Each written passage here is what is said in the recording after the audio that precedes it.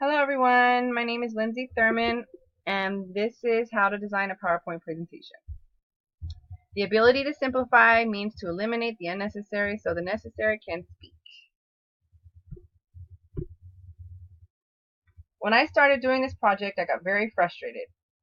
It was extremely difficult for me. I hadn't used any of my creativity in a long time, so I had a creativity block, so to speak. I had to simply clear my mind and focus on the project, tap into some creative genes that I hadn't used in a while. I checked and rechecked my notes, maintained focus, and got down to business.